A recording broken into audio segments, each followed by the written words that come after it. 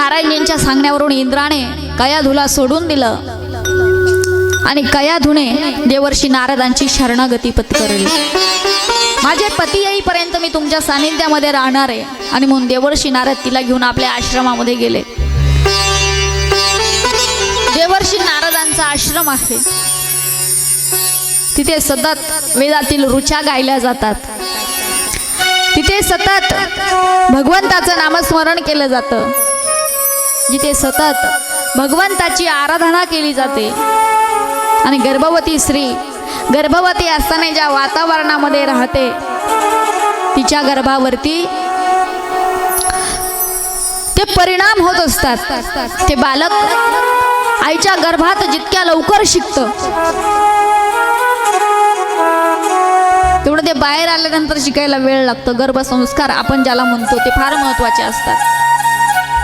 जेव्हा आपण गर्भवती आहोत तेव्हा आपली आई असेल, आपली सासू असेल, आपल्या शेजारची एखादी ज्येष्ठ बाई असेल, ती सांगते बाई लई टी व्ही पाहू नको, हरिपाठ वाच, रामायण वाच, गीता वाच, पोथी वाच, काय होईल म्हणाले लेकरावरती चांगले संस्कार होतील। कयाधू माता ज्या वातावरणामध्ये आता राहत आहेत तिथे फक्त नारायण नारायण नारायण नारायणच एक देव आहे, नारायणाशिवाय दुसरं कोणीच नाही, हे संस्कार तिथे रुजल्या गेले।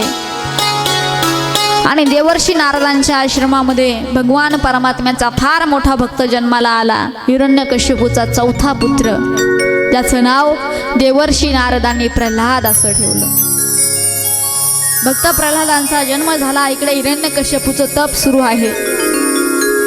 संपूर्ण शरीराची त्वचा किड्यांनी मुंग्यांनी खाऊन घेतली पण तरी तप बंद केलं नाही। शेवटी ब्रह्माजी त्याच्या तपश्चर्येने प्रसन्न झाले आणि ब्रह्माजी प्रसन्न झाल्यानंतर वरम ब्रूयात म्हणून समोर उभे राहिले। त्याला दिव्य असं शरीर ब्रह्माजींनी दिलं आणि वर माग म्हणाले। हिरण्यकश्यपूने सांगितलं मला अमर करा, माझा मृत्यू होता कामा नये, मी मरता कामा नये, मी अमर झालो पाहिजे। ब्रह्माजींनी सांगितलं अरे मागण्याची जर आपल्याला संधी भेटली तर काही पण मागायचं नाही, ज्याच्याकडे आपण मागणार आहे त्याच्याकडे ती वस्तू आहे का नाही ते आपण पाहिलं पाहिजे। तू माझ्याकडे अमरत्व मागतोयस पण मी स्वतःच अमर नाही तर तुला कुठून अमर करू। मी जरी ब्रह्म असलो तरी सुद्धा मला सुद्धा आयुष्याची मर्यादा आहे, मला सुद्धा हे शरीर कालांतराने टाकावं लागतं, मी तुला अमर करू शकत नाही। तुला दुसरं काही हवं असेल तर माग। आता याला अशी भावना झाली होती की मी देवाला फसवू शकतो, सरळ सरळ अमर करत नाही तर असे ऑप्शन देवाला टाकले की देवाला तथास्तु म्हणावं लागेल आणि मी अमर होईल। त्याने मागितलं, म्हणाले देवा ठीक आहे मी मरणार, मरण मला येणारच आहे ना, म्हणाले हो मग असं मरण द्या। कसं म्हणाले मला मरण येताने मरण यावं पण दिवसा नको, मला मरण यावं पण रात्री नको, मला मरण यावं आत नको, मला मरण यावं बाहेर नको, मला मरण यावं आसराने नको, मला मरण यावं शस्त्राने नको, मला मरण यावं 12 महिन्यातल्या एकाही महिन्यातून नको, मला मरण यावं स्त्रीच्या हातून नको, पुरुषाच्या हातून नको, मला मरण येताने पशुच्या हातून नको, मनुष्याच्या हातून नको, कुठल्याही देवतेच्या हातून नको। अनेक प्रकारचं वरदान मागितलं आणि ब्रह्माजींनी त्याला वर दिला तथास्तु। आता याने विचार केला ज्या पद्धतीने मी आता ब्रह्माजींकडून वर प्राप्त करून घेतलाय आता मी कधीच म्हणणार नाही, ही भावना मनामध्ये झाली आणि हिरण्यकश्यपू परत आला। आल्याबरोबर जेव्हा वार्ता कळाली की गर्भवती कयाधूचं अपहरण इंद्राने केलं आणि आता आपली पत्नी आणि आपलं बाळ देवर्षी नारदांजवळ आहेत, निश्चिंत झाला। मी त्या दिवशीच बोलले नारदांवर राक्षस असो किंवा देवता असो प्रत्येकाचा आतोनात अतूट असा विश्वास आहे आणि म्हणून हिरण्यकश्यपू निश्चित होता की आपली पत्नी आणि आपली बालक नारदांजवळ आहे म्हणजे सुरक्षित आहे। गेला आपल्या पत्नीला आपल्या बालकाला आपल्या राज्यामध्ये घेऊन आला। आता प्रचंड शक्ती प्राप्त केलेली आहे, प्रचंड बलाचा स्वामी झाला, सगळीकडे त्याने आपली सत्ता प्रस्थापित करायला सुरुवात केली। जो हिरण्यकश्यपूच्या नावाचा धाक जनसामान्यांच्या मनावरती बसला, त्याने सांगितलं आजपासून ओम विष्णवे नमः कुणी म्हणायचं नाही, प्रत्येकाने आजपासून मंत्र बदलायचा. ओम हिरण्यकश्यपूये नमः.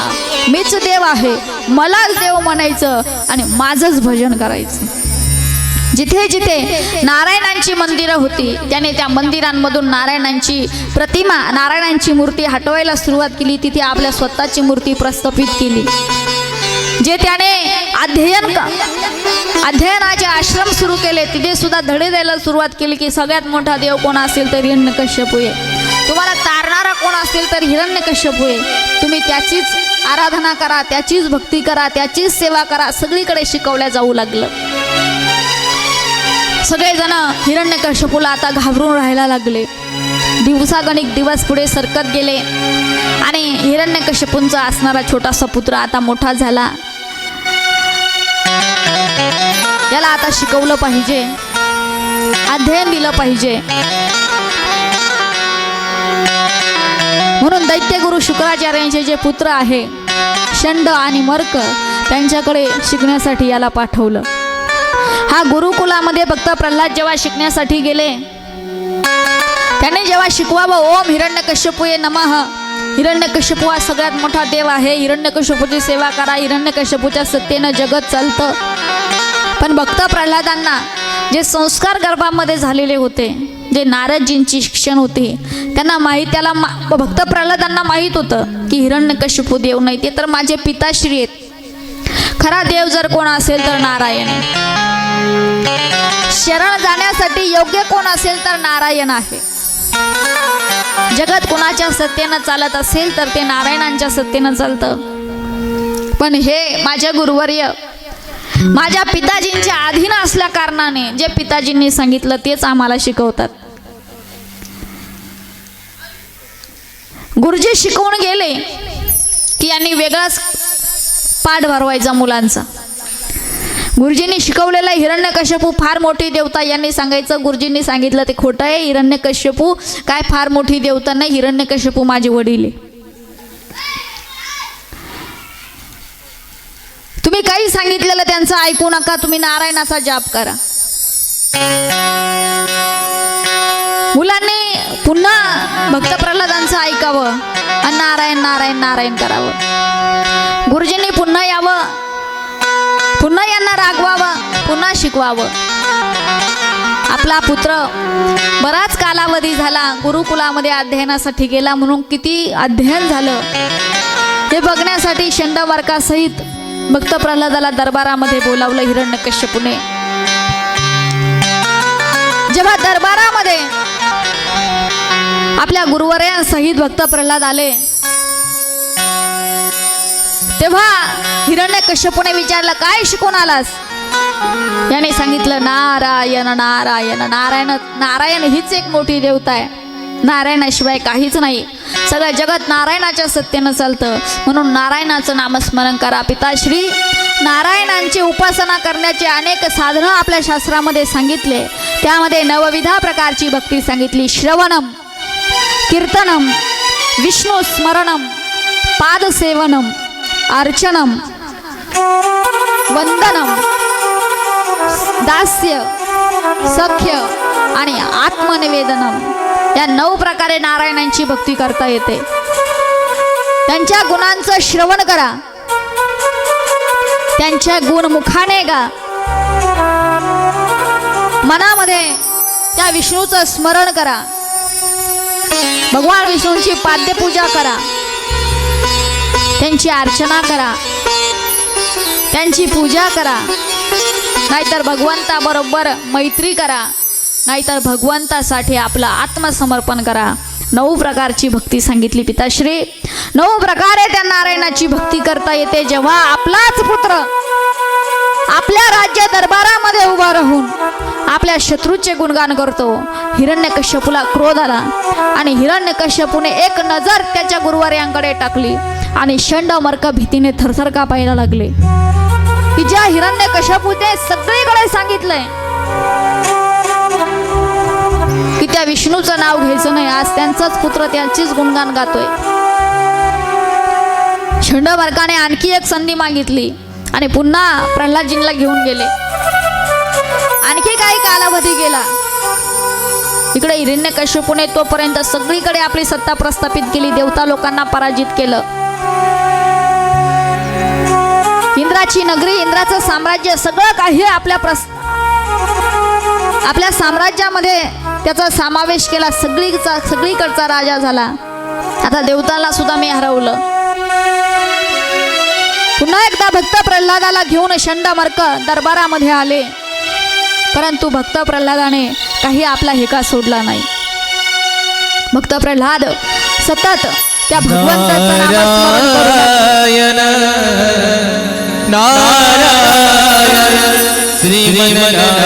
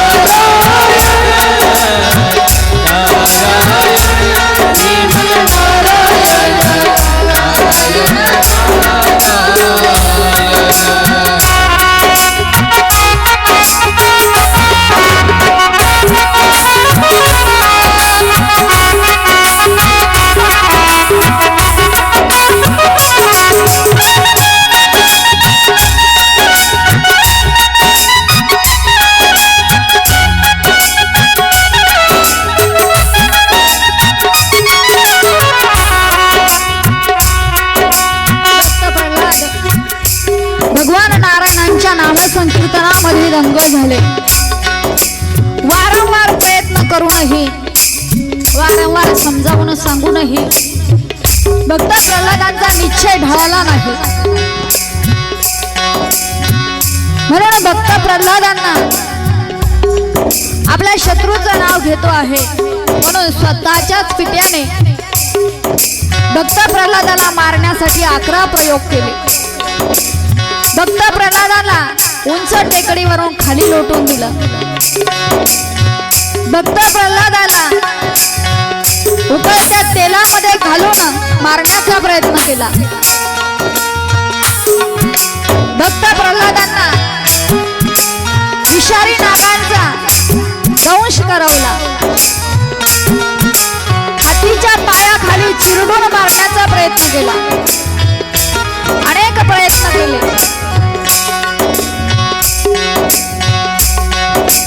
आपण फार मोठा आता होळीचा सण येऊन गेला, ते सुद्धा भक्त प्रल्हादांच्या भक्तीचं प्रतीक आहे.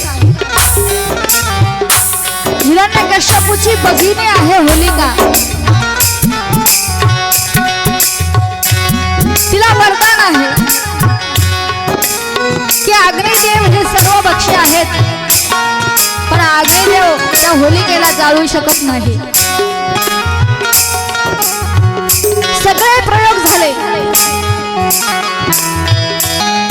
तरी सुद्धा भक्त प्रल्हादांच्या प्रत्येक स्थितीमध्ये नारायण रक्षित करतायत. देव राखे तया मारील कोण, देव राखितया मारील कोण, देव राखितया मारील कोण.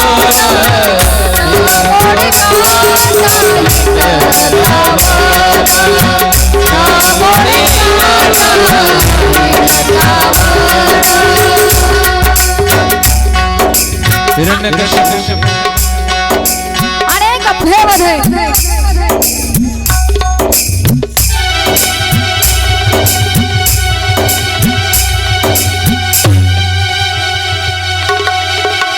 सभेमध्ये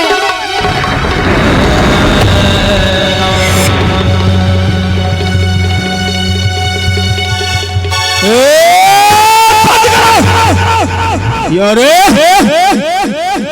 बेटा पहला ये मैं क्या देख रहा हूँ?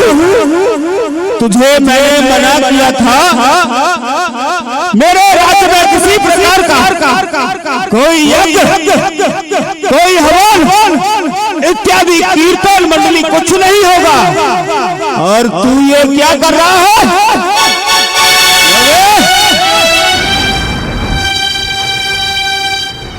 क्यों? मैंने तुझे मना किया था ना, तू ऐसे नहीं मानेगा। क्यों रे? बोल, तू किसका भजन कर रहा है?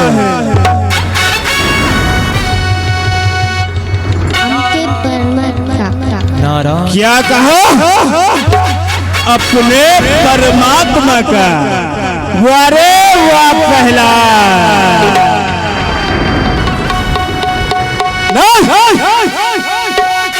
इस संसार में सिर्फ मैं ही परमात्मा हूँ।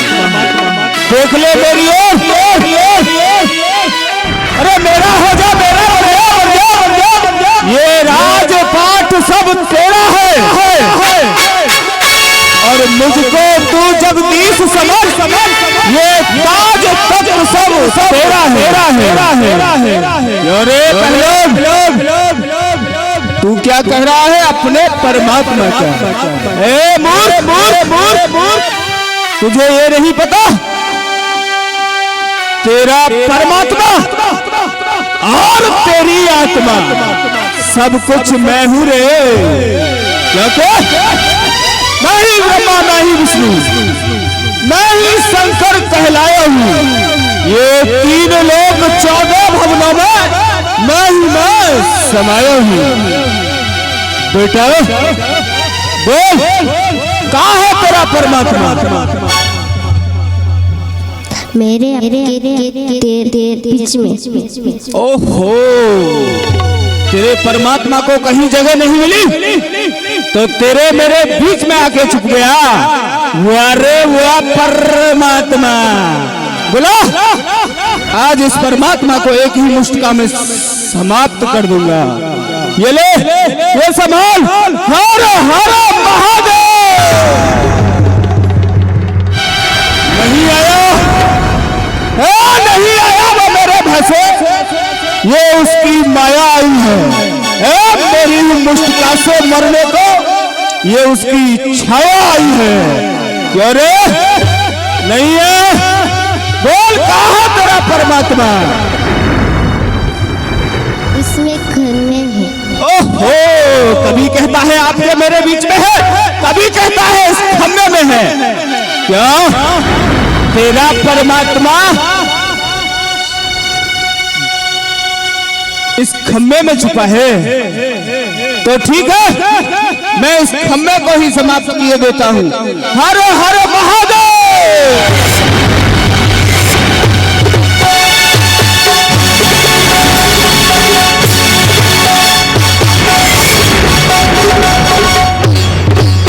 जय नरसिंहदेव, जय नरसिंहदेव, जय नरसिंहदेव, जय नरसिंहदेव।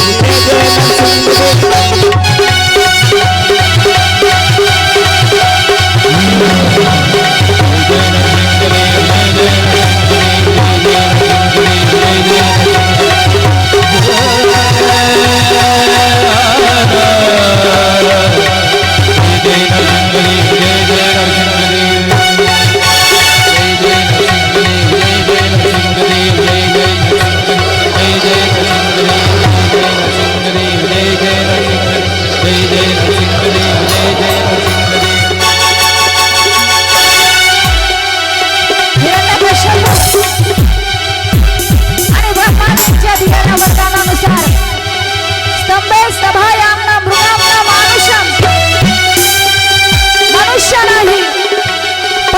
नाही,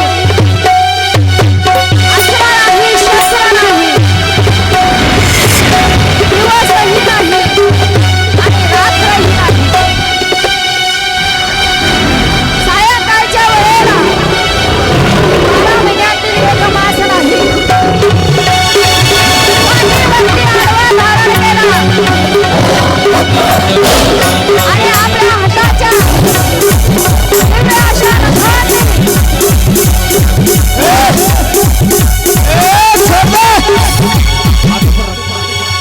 छोड़ दे, तू मुझे नहीं मार सकता, क्योंकि मैंने विधि ब्रह्मा से वरदान मांगा था, ना मैं आकाश में मरूं और ना ही पृथ्वी पर.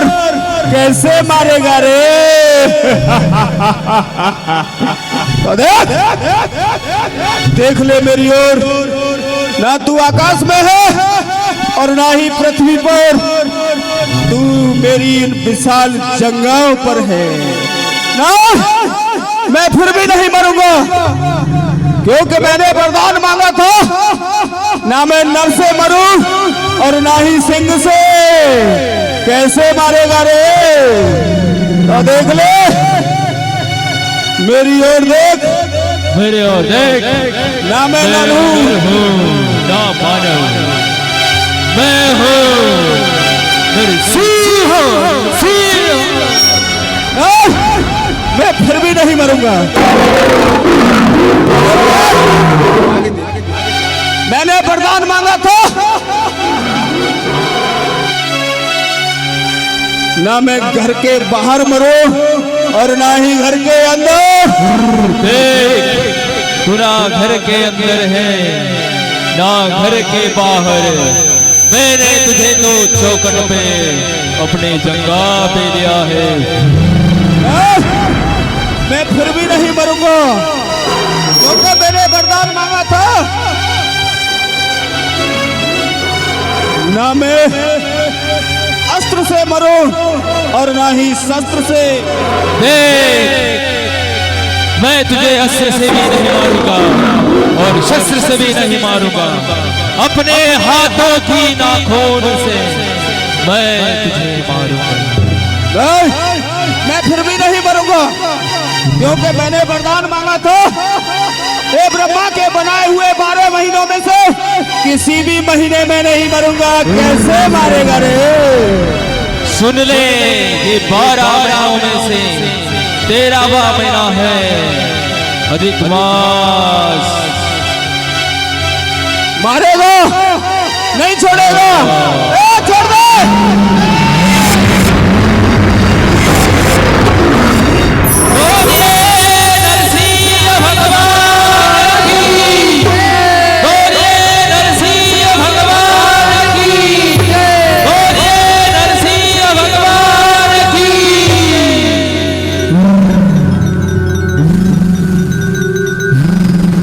सर्वांनी जोरदार टाळ्या वाजवायच्या आहेत.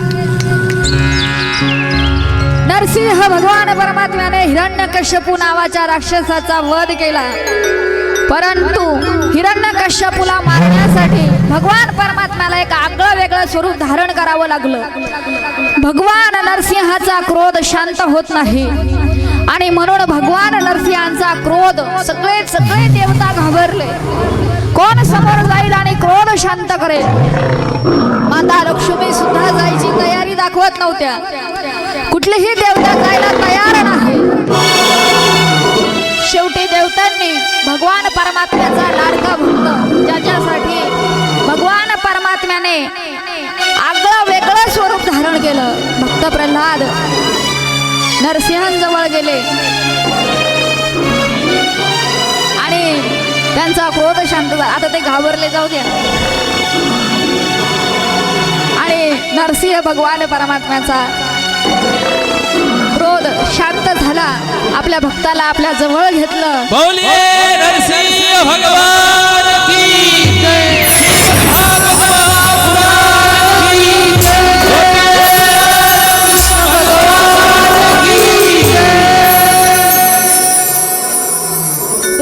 नामसंकीर्तन होईल, मग आपल्याला कृष्ण जन्म करायचा आहे. आज थोडे 10-15 मिनिटं मी तुमचे वाढव घेणार आहे. आणि तुम्हाला ते मला द्यावे लागतील. 2 मिनिटं भजन होईल. सगळ्यांनी आनंद घ्यायचा. ऐका, जे भक्त प्रल्हादाच्या पार्टीचे असतील ते नाचतील आणि जे हिरण्यकश्यपूच्या पार्टीचे असतील ते खांबावाने उभे राहतील. मग बघा आता तुम्ही सगळ्यांनी आले. 2च मिनिटं आपण भजन घेणार आहे. नंतर कृष्ण जन्म करायचा आहे आपल्याला. बोलिए गोपाल कृष्ण भगवान की जय, राधा रानी सरकार की जय. आसा देवाचा देव जगडा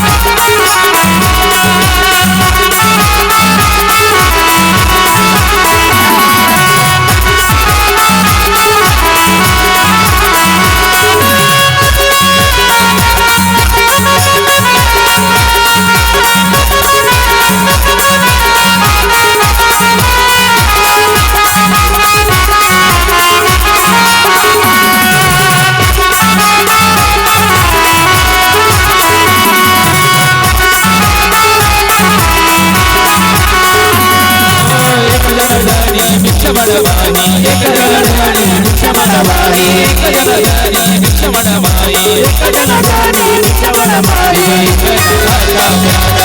जय हो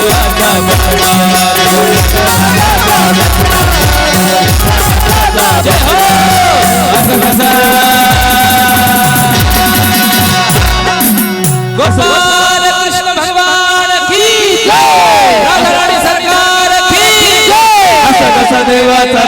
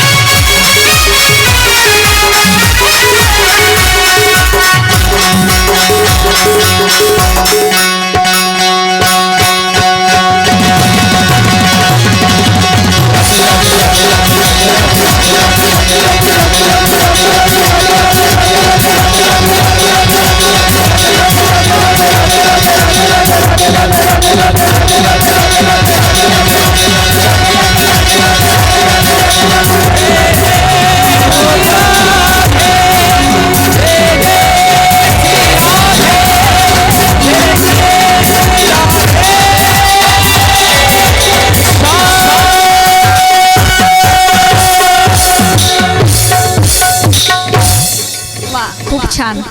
बसा आपापल्या जागेवर. सर्वांनी सुंदर प्रकारे आनंद घेतलेला आहे आणि थोडी एनर्जी आपल्याला शिल्लक ठेवायची कारण अजून आपल्याला आनंद उत्सव साजरा करायचा आहे. आणि आज भगवान परमात्म्याचा अवतार या ठिकाणी होणार आहे. आज आपण कृष्ण जन्म केला म्हणजे राहिलेल्या 3 दिवस पूर्ण आपल्याला भगवान कृष्णांचं चरित्र विस्तृत पद्धतीने मांडता येतं. बऱ्याचशा कथा सांगायच्या राहून जातात. भगवान परमात्म्याने आपल्या भक्तासाठी नरसिंह अवतार धारण केला. त्यानंतर गजेंद्र हातीची कथा येते. फक्त मनुष्यच नाही तर पशूंचाही भगवान परमात्म्याने उद्धार केला. त्यामध्ये गजेंद्र हातीची कथा ही श्रीमद भागवतामध्ये प्रसिद्ध आहे. गजेंद्राने स्तुती केली, ओम नमो भगवते तस्मयत यत चित्तमम पुरुषायादि बीजाय परेशाया धीमहि. आणि म्हणून भगवान परमात्म्याने गजेंद्र नावाच्या हत्तीचा उद्धार केला. नाही का आगळा वेगळा आगळं वेगळं चरित्र करून दाखवलं भक्तासाठी आणि काय केलं नाही. गजेंद्राचे चरित्र शिकवतं जेव्हा आपल्यावरती निर्वाणीचा प्रसंग येतो कुणीही आपल्या कामे येत नाही. जेव्हा मगरीने त्याचा पाय पकडला पाण्यामध्ये, नातवंद सोडून गेले, सुना सोडून गेल्या, मुलं सोडून गेले, पत्नींनी कितीतरी वेळ साथ दिली. कालांतराने पत्नी सुद्धा सोडून गेली. एकटा राहिला आणि प्रचिती त्याला आली. तुका म्हणे तुला सोडविना कोणी, एका चक्रपाणी वाचून या. आणि म्हणून गजेंद्राने भगवंताला हाक मारली. भगवंताने गजेंद्राचा उद्धार केला. पुढे समुद्र मंथनाची कथा येते. काल आपण ऐकलं, मी बोलताना काल बोलून गेले होते. तुमचं लक्ष असेल तर तुम्हाला आठवेल. मी काल हलाहल नावाच्या दैत्यांचा उल्लेख कथेमध्ये केला होता की ज्यांना भगवंताने नारायण हरिहराने त्यांना मारलं. पण हॅलो हॅलो हॅलो गौरी मातेचा, लक्ष्मी मातेचा अपमान झाला आणि म्हणून सगळी संपत्ती जी आहे ती जलामध्ये जाऊन बुडाली देवतांची. त्या पाठीमागे दुसरीही कथा येते. दुर्वास मुनी भगवान विष्णूंना भेटून आले. जाताना इंद्राच्या नगरीमध्ये गेले. भगवान विष्णूंनी जो सुंदर अशी पारिजातक वैजयंतीची माला जी दिलेली होती ती त्यांनी इंद्राला दिली. पण इंद्राने ती आपल्या हातीच्या गळ्यात घातली आणि त्या माळेचा दुर्वास मुनींचा अपमान केला. म्हणून दुर्वासाला राग आला आणि त्यांनी इंद्राला श्राप दिला. इंद्राची सगळी संपत्ती समुद्रामध्ये जाऊन बुडाली. इंद्र हा श्रीहीन झाला, लक्ष्मीहीन झाला. आणि म्हणून आपली संपत्ती परत कशी मिळवावी, आपली लक्ष्मी परत कशी मिळवावी त्यासाठी उपाय शोधू लागला. हिरण्यकश्यपूनंतर प्रल्हादजींनी राज्यकारभार सांभाळला होता. प्रल्हादजींनंतर प्रल्हादजींचे पुत्र होते राजा विरोचन. विरोचनांना लवकरच वीरगती झाली. पत्नी गरोदर होती तेव्हाच विरोचन मारले गेले. त्यांच्या पत्नीला सती जायचं होतं पण गर्भवती असल्याने शास्त्राची मान्यता नव्हती. म्हणून सती जाण्याचं त्यांनी रद्द केलं.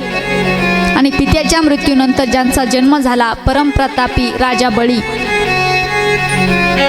प्रल्हादजींचे नातू, ज्यांच्या राज्याची कामना प्रत्येक स्त्री करते. कुणासाठी? आपल्या पतीसाठी नाही. प्रत्येक स्त्री बळीराजाचं राज्य मागते. इडा पिडा जाओ आणि माझ्या भावाला बळीचं राज्य येऊ. काय होतं बळीच्या राज्यामध्ये? बळीच्या राज्यामध्ये बळीच्या दाराचा द्वारपाल होता नारायण आणि बळीच्या घरी दासी होती लक्ष्मी. म्हणून ह्या राज्य वैभव मागतात पुरुष मंडळी. कुणासाठी? त्यांच्या नारायणासाठी नाही, त्यांच्या भावासाठी मागतात. माझ्या भावाला लक्ष्मी प्राप्त होऊ दे. हे बळीराजा. दान म्हटलं की दोन नावं पुराणातली समोर येतात. एक म्हणजे राजा बळी, त्यांच्या दारातून कुणीच विनमुख गेलं नाही. आणि दुसरा म्हणजे महारथी कर्ण. एक आगळा वेगळा आपली कीर्ती त्यांनी करून ठेवली दानाच्या बाबतीत. दारातला अतिथी विनमुख गेलाच नाही पाहिजे काहीही मागितलं तरी. विरोचन राजानंतर महाराज बळी राजे झाले.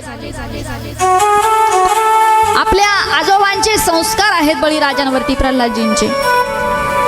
धर्मपरायण आहे पण सगळे आसूर एकत्र करून सत्ता प्रस्थापित करण्याचं काम चांगल्या पद्धतीने केलेलं आहे.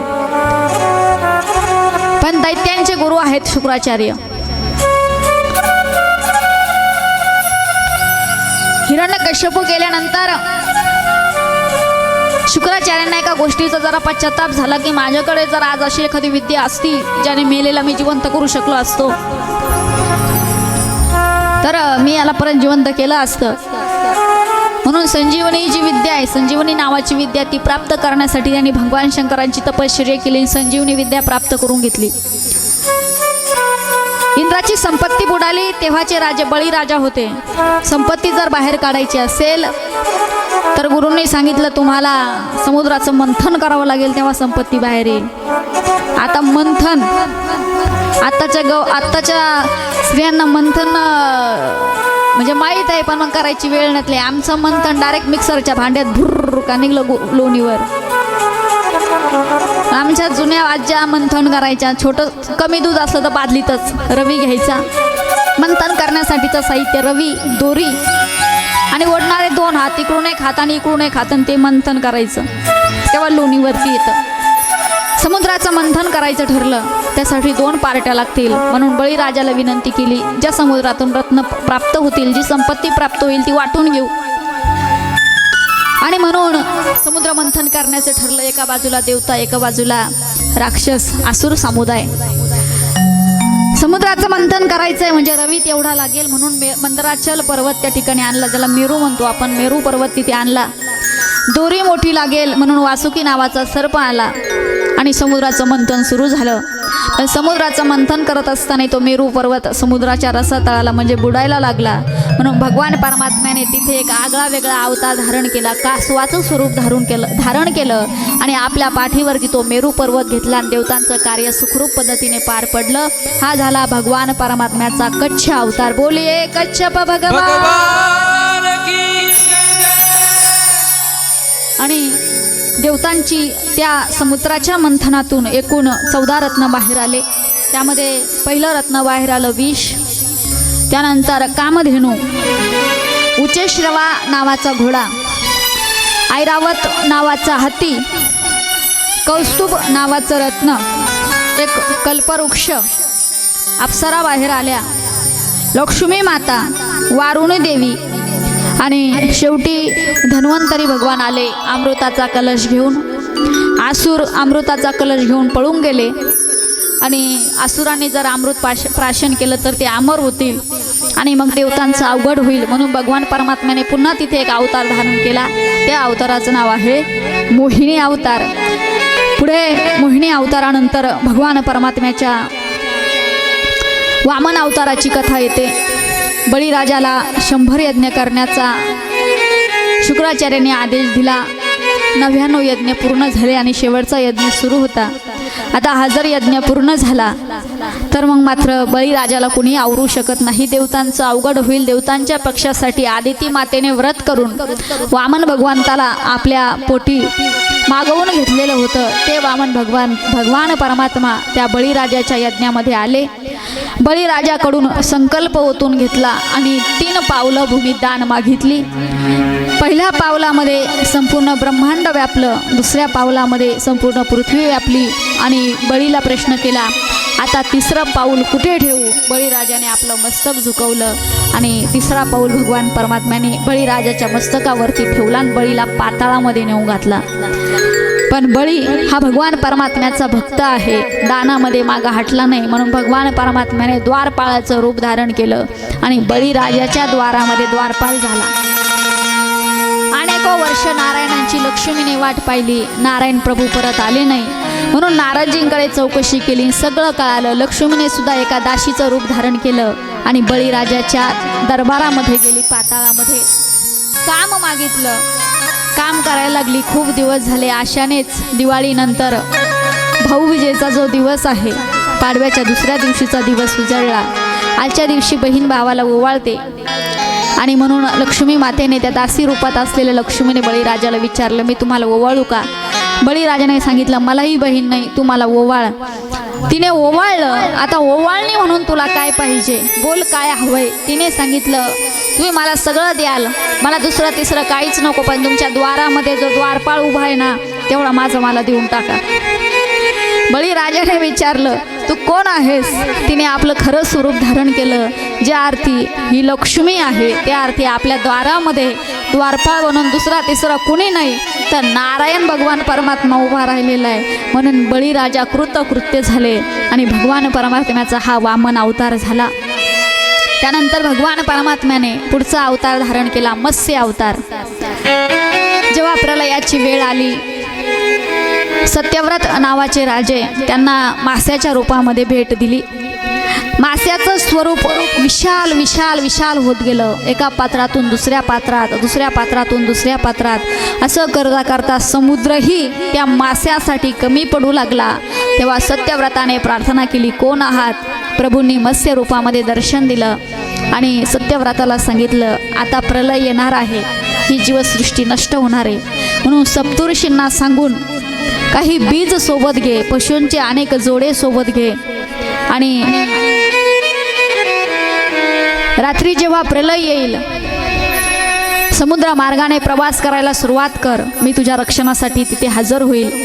सप्त ऋषींना अनेक प्रकारचं बीज घेऊन नवीन सृष्टी स्थापन करण्यासाठी सत्यव्रत राजे निघाले. जेव्हा समुद्र मार्गाने चालले, समुद्राला सुद्धा तुफान आलं, वेग आला आणि नाव डोलायला लागली. त्यावेळेस भगवान परमात्म्याने विशालकाय मत्स्याचं रूप धारण केलं आणि सत्यव्रत राजांनी सांगितल्याप्रमाणे नावेची असणारी एक दोरी त्या माशाला बांधली आणि मत्स्यरूपी भगवान परमात्म्याने नवीन सृष्टीच्या स्थापनेसाठी सत्यव्रताला पहिलं तीराच्या पलीकडे नेलं. हा झाला भगवान परमात्म्याचा मत्स्य अवतार. त्यानंतर पुढे सूर्यवंशाचं चरित्र येतं. सूर्यवंशामध्ये अनेक दिव्य प्रतापी राजे होऊन गेले. इक्ष्वाकू राजाचा वंश त्या ठिकाणी सांगितला जातो. इक्ष्वाकूच्या वंशामध्ये मांधाता झाले. त्यांचे पुत्र त्रिशंकू यांचे नावं जरी आपण ऐकलेले नसले तरी सूर्यवंशातले एक राजे असे झाले की आजही त्यांचं नाव बऱ्याच जणांच्या तोंडावर येतं. ते म्हणजे हरिश्चंद्र राजा. एखादा जर फारच खरं बोलायला लागला तर लोक त्याला सहज मानतात, हरिश्चंद्राच्या अवलाद एक काय तू. हरिश्चंद्रांची अवलाद होणं एवढं सोपी गोष्ट नाही महाराज. लोक एखादा जर एखाद्या ठिकाणी भेटला, वर्गणी द्या ना, ते म्हणले घरी या, मग देतो. घरी आल्यानंतर मी कुठं असं म्हणलो होतो किंवा दिला, काही कबूल केलं तरी सुद्धा माणसं नाही म्हणतात. पण हरिश्चंद्र राजा असे होते, स्वप्नामध्ये राज्य दान केलं होतं. विश्वामित्र स्वप्नात. दुसऱ्या दिवशी विश्वामित्र दरबारात हजर झाले आणि सांगितलं, तुम्ही मला राज्य दान केलंय स्वप्नात, देऊन टाका माझं माझं. हरिश्चंद्र राजा एवढे सत्यवादी होते की स्वप्नात दान दिलेलं खरोखर मध्ये राज्य विश्वामित्रांना देऊन टाकलं. तरी विश्वामित्र कमी मागे हटले नाही. सांगितलं, अजून सुद्धा 60 सुवर्ण मुद्रा कमी भरताय. स्वतःला बाजारामध्ये विकलं हरिश्चंद्र राजाने, पण सत्यव्रत जाऊ दिलं नाही. आपल्या पत्नीला विकलं, सत्यव्रत जाऊ दिलं नाही. जेव्हा आपण ऐकतो हरिश्चंद्र तारा राणी वाहे डोंब्या घरी पाणी. डोंब्या घाट काशीचा, तिथे प्रेता आली की त्यांच्याकडून कर घ्यायचा प्रेत जाळण्याचा आणि मग ते प्रेत जाळून घ्यायचं. कर घेतल्याशिवाय कोणालाही प्रेत जाळू द्यायचं नाही. एका ब्राह्मणाने तारा राणीला आणि तिच्याबरोबर त्या रोहितला विकत घेतलेलं होतं. तर रोहिताला सर्पदंश झाला म्हणून तारा राणी आपल्या मुलाचा अंतिम विधी करण्यासाठी डोंब्या घाटावर गेल्या.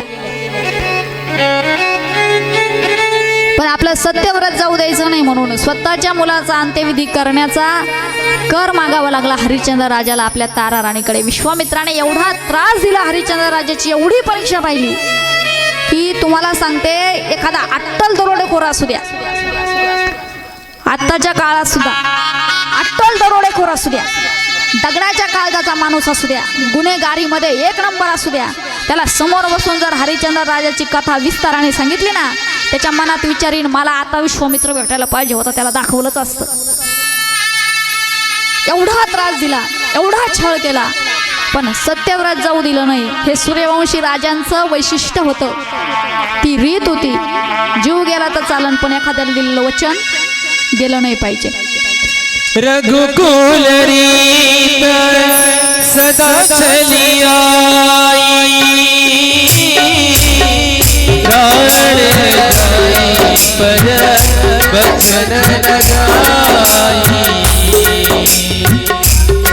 हो रघुकुल रीत सदा चली आई, हो प्राण जाई पर बचन लगाई. राम सिया राम सिया राम जय राम सिया राम सिया राम जय राम. रघुकुल रीत सदा चली आई, प्राण जाए पर बचन न जाए. रघुकुल रीत सदा चली आई, प्राण जाए पर बचन न जाए. सिया राम सिया राम सिया राम सिया राम जय राम.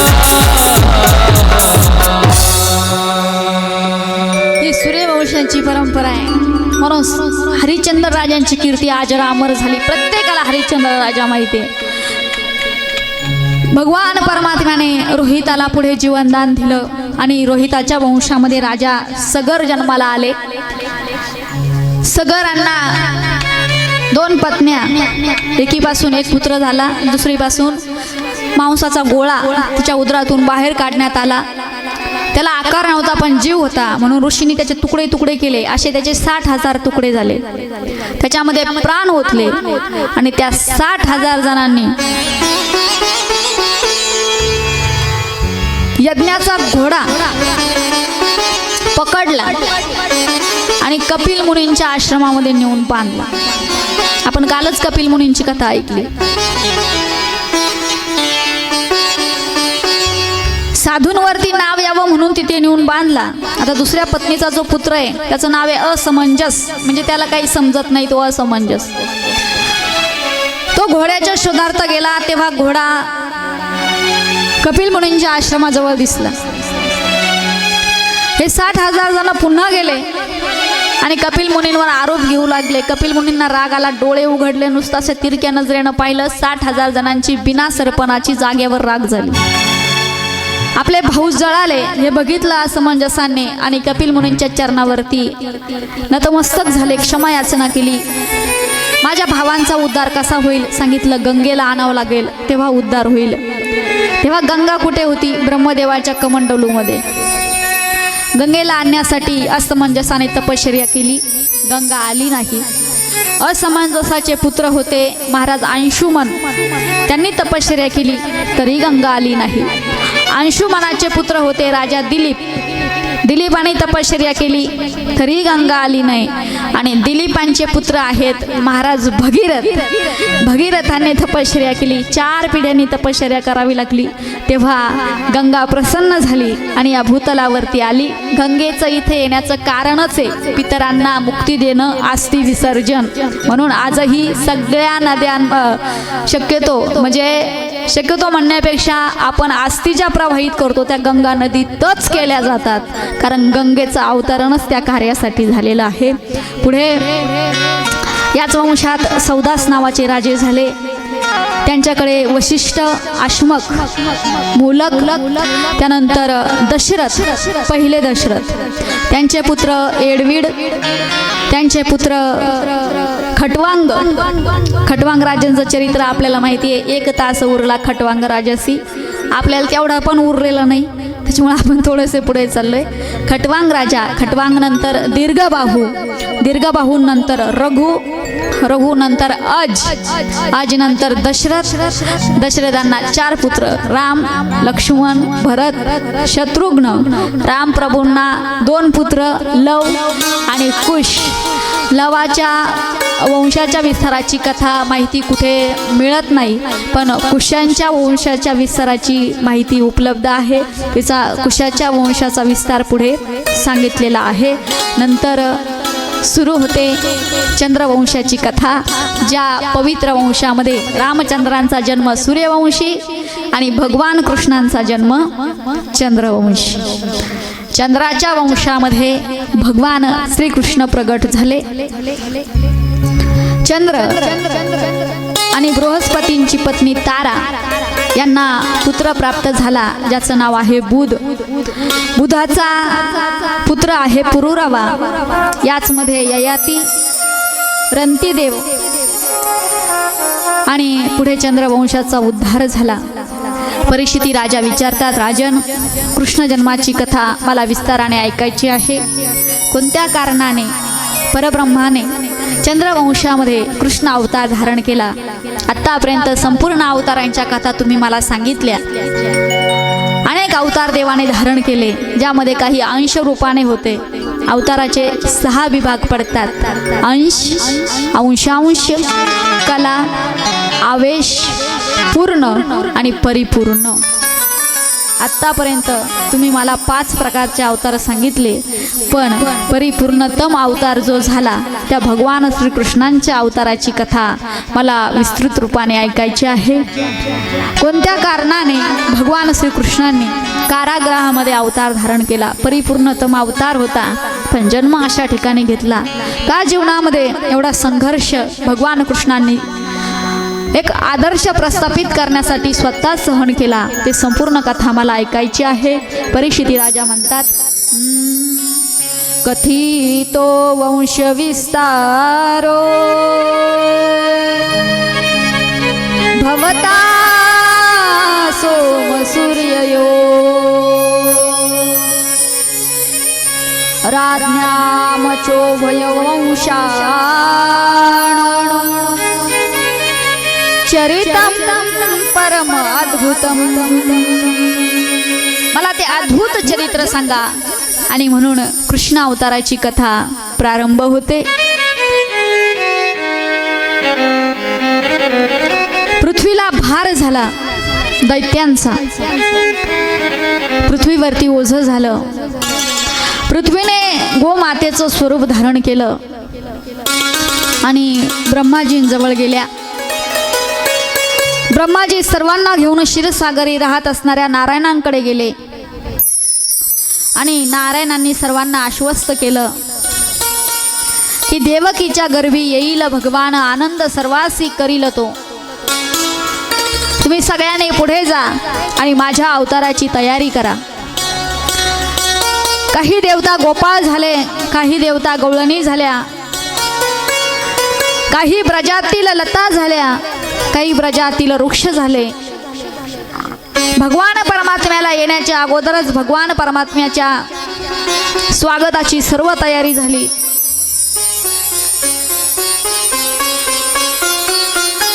मथुरेचे राजे आहेत महाराज उग्रसेन, त्यांचा पुत्र आहे कंस. उग्रसेनांचेच असणारे बंधू महाराज देवक, देवकांची पुत्री आहे देवकी. वसुदेव आणि देवकीचा विवाह झाला. मोठ्या थाटात कंसाने आपल्या बहिणीचा विवाह सोहळा पार पाडला. आणि जेव्हा बहिणीला सासरी सोडवण्यासाठी निघाले तेव्हा आकाशवाणी झाली, हिचा 8वा पुत्र तुला मारेल. आणि म्हणून राग आला, हातातील शस्त्र घेतलं आणि देवकीला मारण्यासाठी धावले. वसुदेवांनी अडवलं, जेवढे पुत्र जन्माला येतील तुम्हाला देऊन टाकेल. म्हणून उग्रसेनासहित देवकी वसुदेवाला कारागृहामध्ये टाकलं. देवकीच्या 6 पुत्रांचा वध केला. 7वा गर्भ योगमायेने रोहिणीच्या उदरी नेऊन घातला आणि 8व्यांदा देवकी माता गर्भवती राहिल्या. तुम्ही काही काळजी करू नका, मला फक्त जन्मापर्यंत पोहोचायचं आहे. हा इतिहास मी तुम्हाला उद्या एकदम डीपमध्ये सांगणार आहे. सगळ्यांना वाटलं असेल कृष्णकथा आणि काय गाडी नुसती पळतीये. उद्या घेणार आहे आपण हे, पण आज जन्मापर्यंत उत्सव करून घेऊ आणि उद्या पुन्हा आपण सर्व जन्म विस्तृत पद्धतीने ऐकणार आहोत. आणि कारागृहामध्ये 8व्या वेळेला जेव्हा देवकी माता गर्भवती राहिल्या, देवकीचे तेज दिसे जैसा सूर्य, कंसाचे हृदय जळत असे. 8व्या वेळेला देवकीचं तेज अलौकिक होतं. कंसाचं हृदय जळू लागलं. श्रावण वद्य अष्टमी, मुसळधार पाऊस सुरू आहे. मध्यरात्री सर्व देवता कंसाच्या कारागृहामध्ये हजर झाले आणि देवकीच्या गर्भाची स्तुती करायला लागले. सत्यव्रतम सत्यपरम त्रिसत्यम सत्यस्य योनी निहितम सत्यम सत्यस्य सत्यमृत सत्य नेत्र सत्यात्मकम शरणम त्वम गतः. आणि भगवान परमात्म्याची सर्व प्रार्थना करू लागले. आणि मध्यरात्री भगवान परमात्म्याने रोहिणी नावाचं नक्षत्र आहे, वार बुधवार आहे, मध्यरात्री कंसाच्या कारागृहामध्ये जन्म घेतला.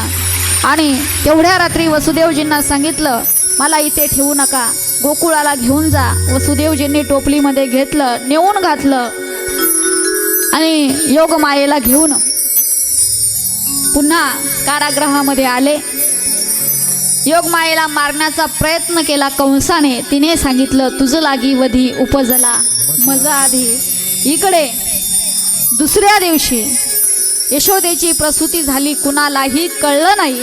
पण नंदबाबाची बहीण आली होती यशोदेच्या प्रसूतीसाठी. तिचं नाव सुनंदा. यशोदेला बघण्यासाठी गेली आणि पाहिलं की यशोदा तर गाढ झोपेते, पण समोर छोटंसं बालक आहे. आतमध्ये जाऊन डोकली आणि जशी आतमध्ये जाऊन डोकली ओरडतच बाहेर आली, बधाई हो लाला भयो हे लाला.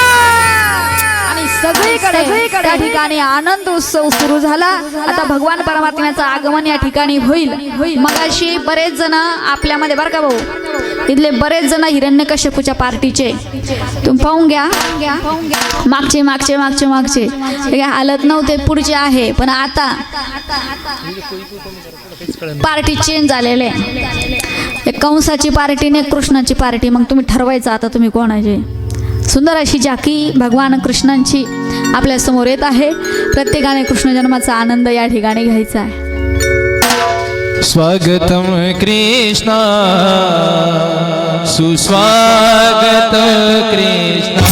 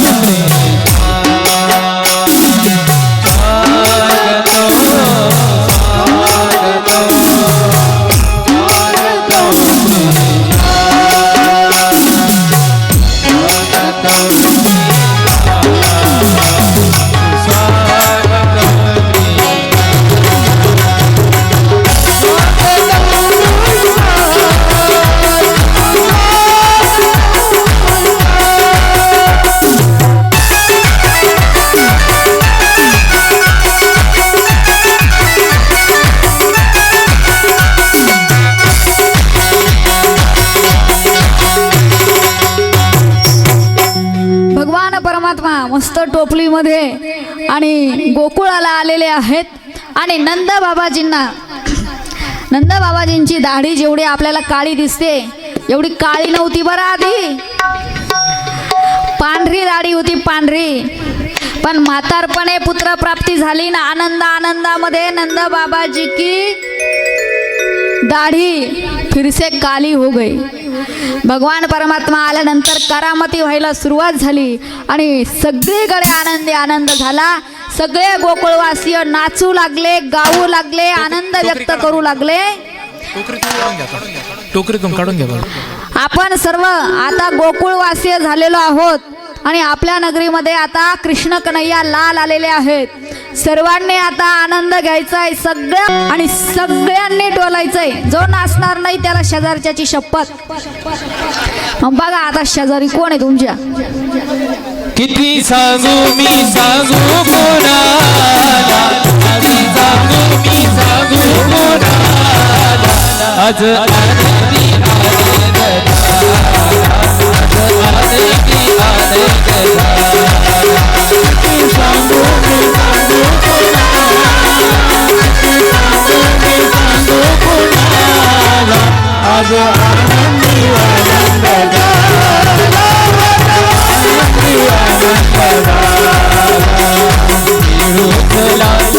उचलू चला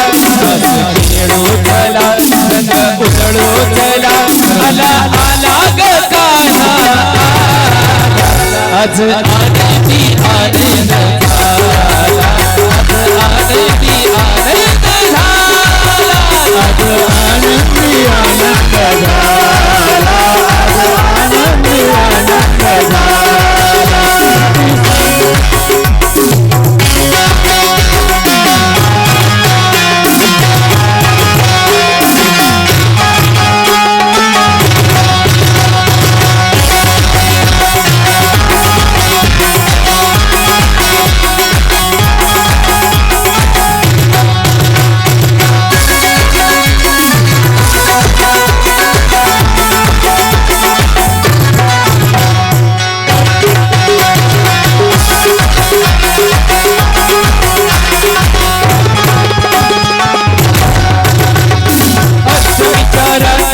यमुनेच्या काठी गोकुळ अवतरले, गोकुळ अवतरले.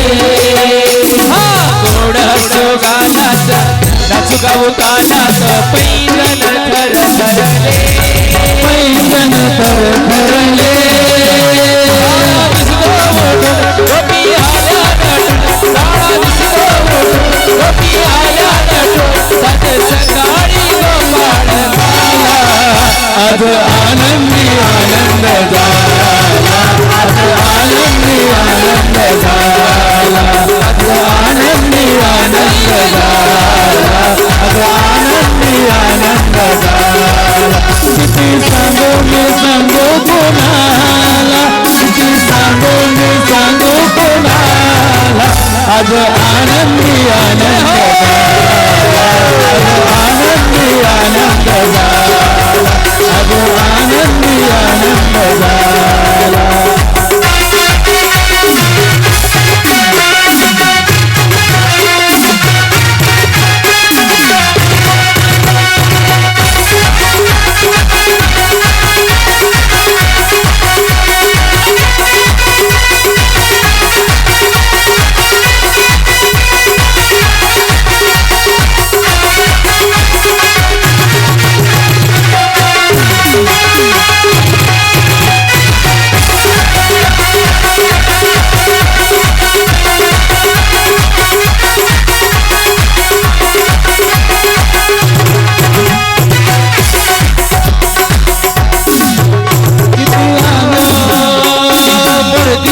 साजरी ग ओठावरी वासरी फुलले सुरा संगती, हृदयाची साजरी ग ओठावरी वासरी फुलले सुरा संगती.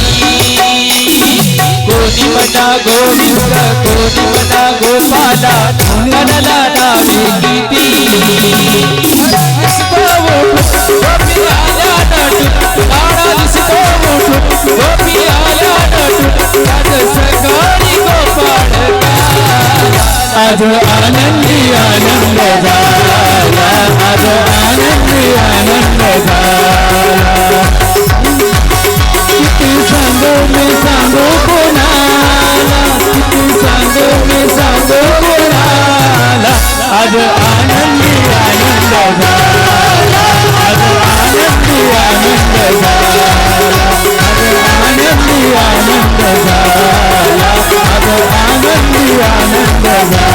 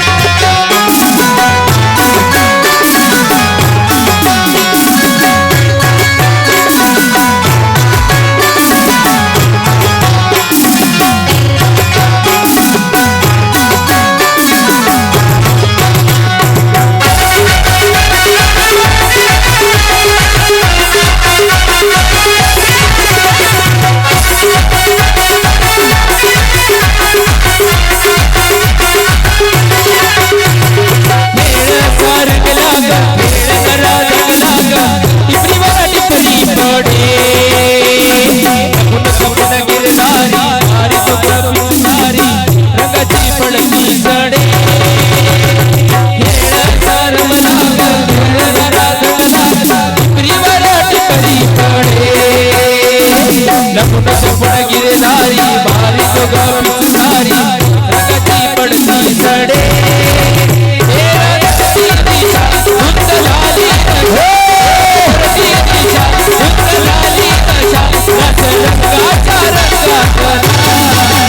आज आनंदी आनंद झाला, आज आनंदी आनंद झाला, आज आनंदी आनंद झाला, आज आनंदी आनंद झाला. किती सांगू मी सांगू कोणाला, किती सांगू मी सांगू कोणाला, आज आनंदी आनंद झाला, आज आनंदी आनंद झाला, आज आनंदी आनंद झाला, आज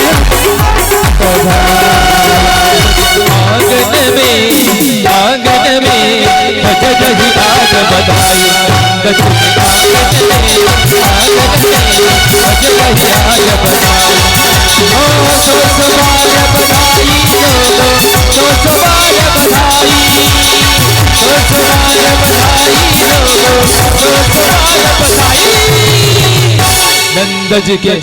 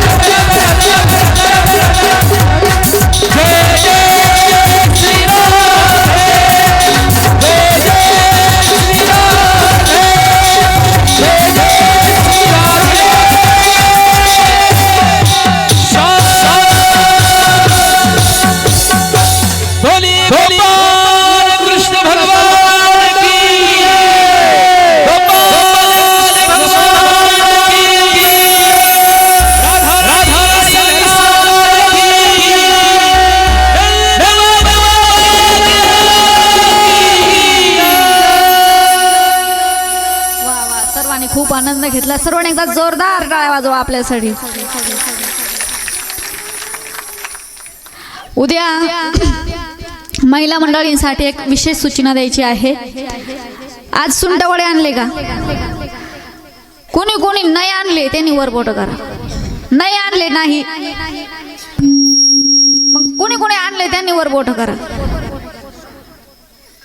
एवढे बाकीचे बरं खाऊन जा तुम्ही आणलेले वडे, सुंठ वडे. आणि आजींनो तुम्हाला काय सांगितलं होतं? तोरड्या, मनगटे, वाळे, सोनं नाणं काय आणलं का नाही? आणि जर आणलंच नसेल तर आता तात्पुरतं गळ्यातलं कानातलं घेईन मी, तशी काही अडचण नाही, देऊन टाका वाळणी म्हणून. उद्या आपल्याला कथेमध्ये महिला मंडळींसाठी एक विशेष सूचना आहे. उद्या गोवर्धन पूजा करायची आहे आणि त्यासाठी एक कॉम्पिटिशन होणार आहे महिलांची. पण तुम्ही खाली बसा, म्हणजे मग त्या मागच्या पण मला दिसतील. सुंठवडे आणले नाही त्यांनी. एक कॉम्पिटिशन करायची खास महिलांसाठी. गोवर्धनाला गवळणींनी 56 प्रकारचे पदार्थ दाखवले होते, बरोबर? आता उद्या आपल्याला गोवर्धन भगवंताला 56 प्रकारचे भोग दाखवायचे आहेत. ते कोणी एकीने बनवायचे नाही, प्रत्येकीने उद्या येताना एक पदार्थ बनवून आणायचा. जो तुमचा जे करण्यामध्ये तुम्ही एकदम सुगरण असाल तो पदार्थ बनवून आणायचा. आपण त्यातून 3 नंबर काढणार आहे. तिसरा, दुसरा, पहिला. जिचा पदार्थ सगळ्यात 1 नंबर असेल मग आपण त्यांना तसे बक्षीस वाटप करणार आहे. 3 नंबरचं बक्षीस, 2 नंबरचं आणि 1 नंबरचं बक्षीस. बक्षीस काय असेल ते सरप्राईज आहे, ते उद्या तुम्हाला बक्षीस रूपात मिळणार आहे. पण आधी तुम्ही त्याच्यात भाग घेतला पाहिजे प्रत्येकीने. आणि जास्त काय पातेलं भर करून नाही आणायचं, एवढ्यांना नाही जेवायला आणायचं. एक वाटीभर, छोटी वाटी असते तेवढी वाटी भरून एक पदार्थ घेऊन यायचा. आणि आपण सगळे गोवर्धन पर्वतासमोर ते पदार्थ तिथं मांडणार आहोत. म्हणजे याच्यामध्ये भेदभाव वगैरे, चिटिंग वगैरे होण्याचं काही काम नाही. पदार्थ आणायचे, इथं समोर सगळे मांडून ठेवायचे. त्याच्यातून मग ते पदार्थ चांगल्या पद्धतीने डेकोरेशन केलेला पाहिजे, त्याची सजावट, तो कशा पद्धतीने बनवलेला आहे, कशा पद्धतीने सादर केलेला आहे, त्याच्यावर मग त्याचे नंबर निघणार आहे. म्हणून उद्या महिलांनी येताना एक एक पदार्थ हात म्हणा. भाऊ बक्षीस काय द्यायचं? हा बक्षीस 1 नंबर येईल त्याला 1001 रुपयाचं बक्षीस, दुसऱ्या नंबरला 500 आणि तिसऱ्या नंबरला 300 रुपयाचं बक्षीस आहे. मग 5 नंबर काढायचे. भाऊने सांगितलं, मी तर 3च म्हटले होते. हा, आणि मग 200 रुपये चौथ्या नंबरला, आणि ज्याचा 5वा नंबर येईल त्याला 100 रुपये. मग आता तुम्ही ठरवायचं बक्षीस. यांचा नंबर येणार नाही त्याचा सगळ्याचा काला करू आणि वाटून देऊ. महिलांनी उद्या उत्स्फूर्त पद्धतीने अगदी कार्यक्रमामध्ये सहभागी व्हायचंय. आता बघू आपल्या कथेमध्ये शिवाजीनगरमधील कोणती महिला आता उद्या 1001 रुपयाचं बक्षीस कमावणार आहे, ते नेक्स्ट एपिसोड में कल. म्हणून उद्या येताना नक्की तेवढं घेऊन या. आज सुंठवडे आणण्यामध्ये कंजूसपणा केला, देवाच्या कामात जर तुम्ही कंजूसपणा केला. हा, दुसऱ्या नंबरचं बक्षीस आलंय. हा, दत्तू भाऊ जाधव यांच्याकडून दुसऱ्या नंबरचं 500 रुपयाचं बक्षीस जमा झालेलं आहे. म्हणजे खोटं नाही, तुम्हाला लगेच प्रूफ झालं. तुम्ही उद्या आता पदार्थ बनवून घेऊन यायचा. 1000 रुपयाचं पहिलं जे बक्षीस आहे ते करण भाऊंकडून आहे. दुसरं बक्षीस आलंय.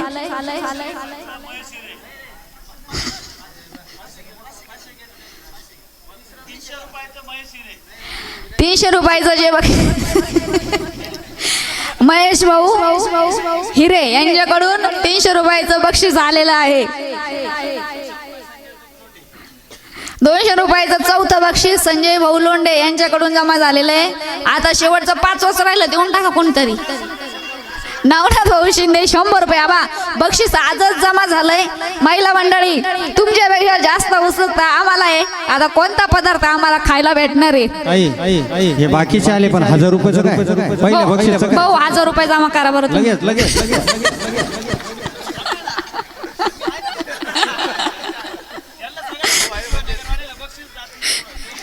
उद्या. म्हणून आता बक्षीस जमा झालेले. म्हणून महिलांनी पदार्थ कोणताही चालेल, फक्त उद्या घेऊन या, वाटीभर करून आणि घेऊन यायचा. चला सोपन महाराज बोला आता तुम्ही.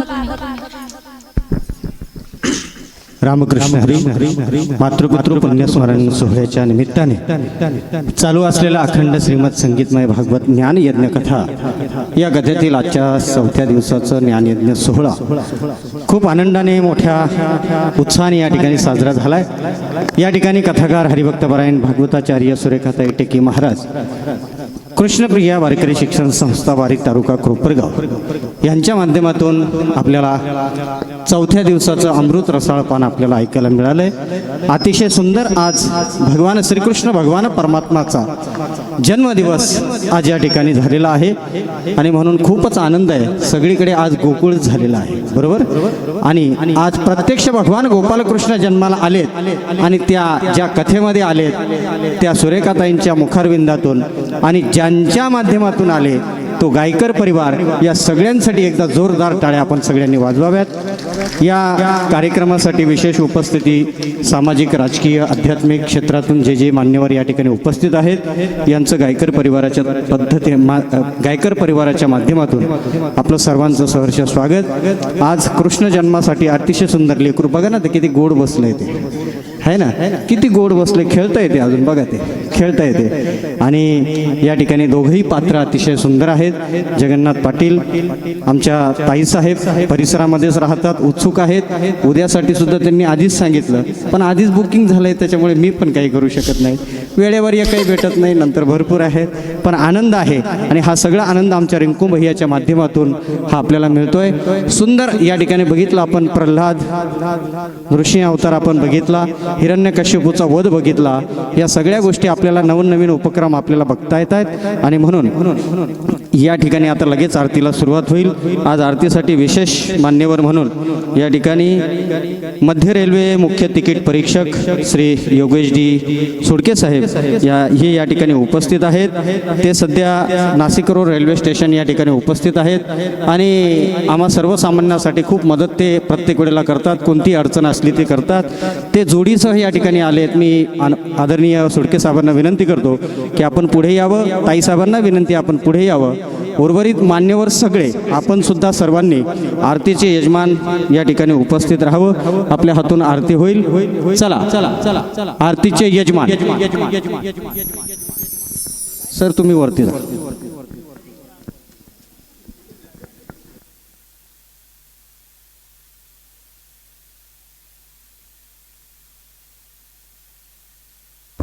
संपूर्ण प्रसाद एका ठिकाणी गोळा करायचा आहे आणि प्रसाद घेतल्याशिवाय कोणी जायचं नाही. सुंटवड्याचा प्रसाद घेऊन जायचा आहे. ज्यांनी ज्यांनी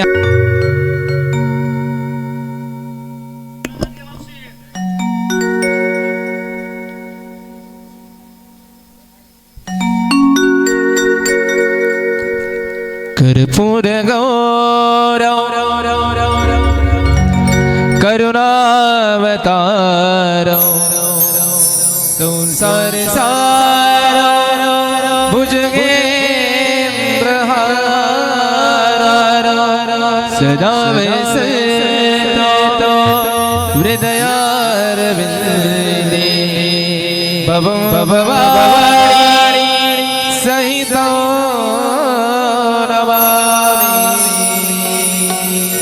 जय हो जय श्री भागवत आरती करो तुझा भगवंता. जय हो जय श्री भागवत आरती करो तुझा भगवंता. हो श्री शुक मुनीने परम भक्तीने